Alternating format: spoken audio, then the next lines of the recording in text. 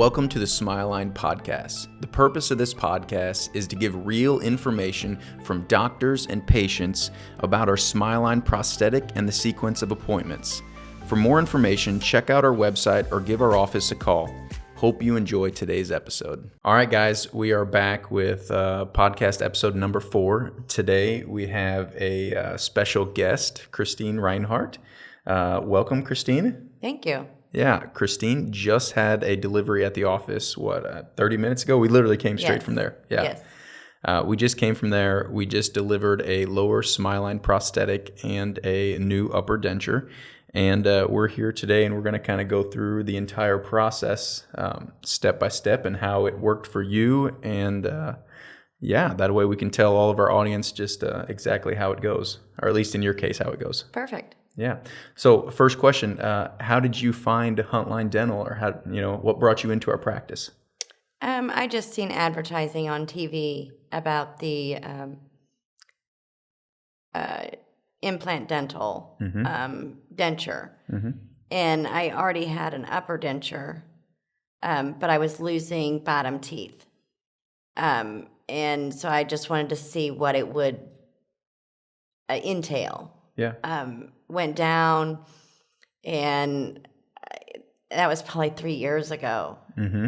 And I was like, oh, that's too much. Forget it. I'm not going to do it.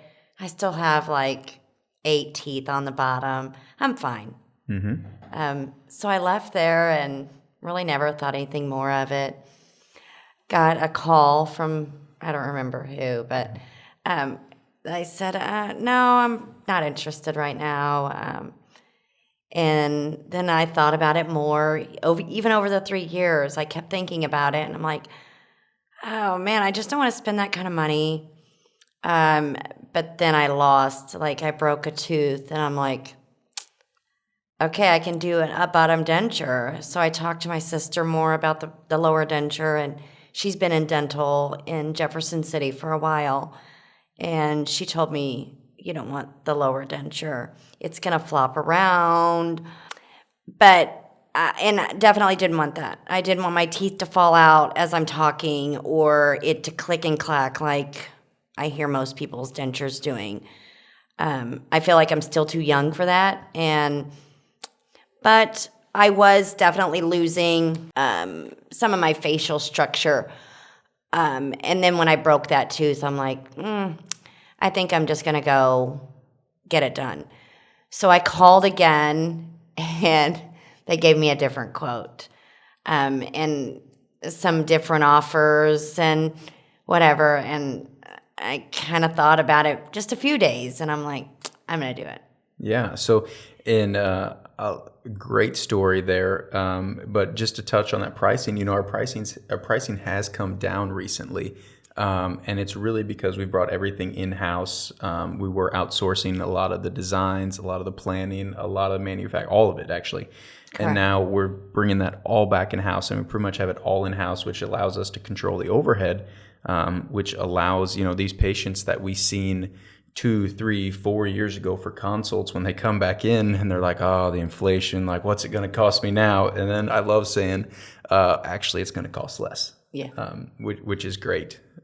And for what you pay, I mean, it seems like a lot initially, but that's a one and done type deal.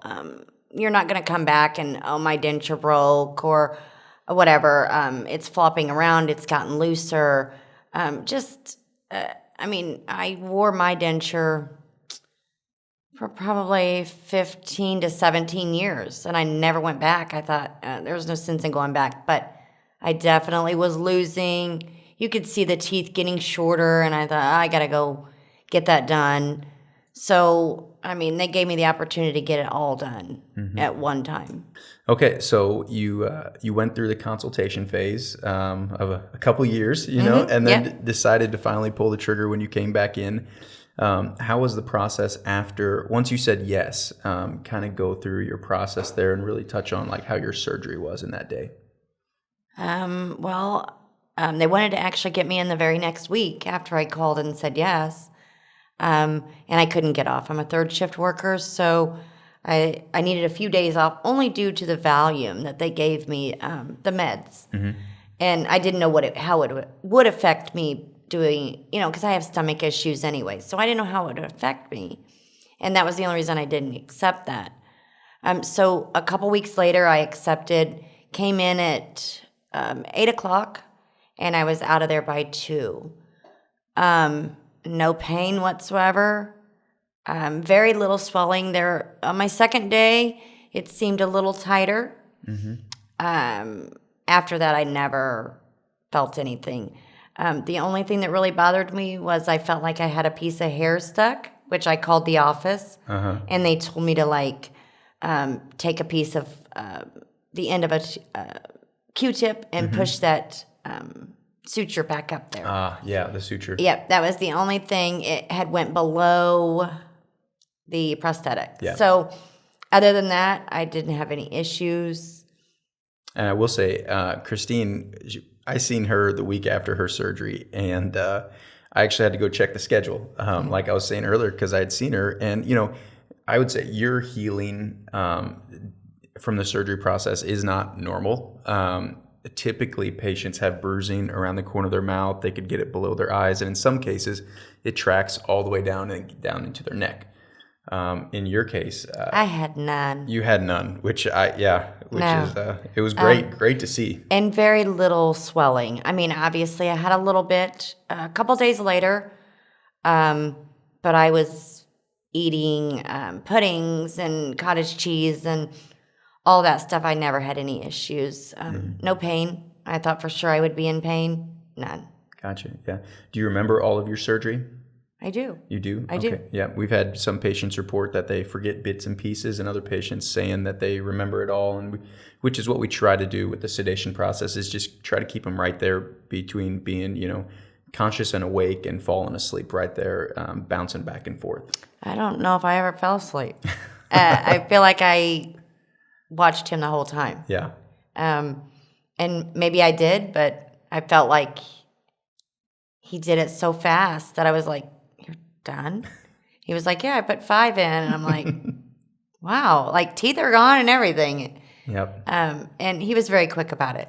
Good. Very, very fast. Good. Very good. So then we've detailed surgery now, and then now you're a couple days afterwards, and we're at your 1 week post-op. How did that appointment go?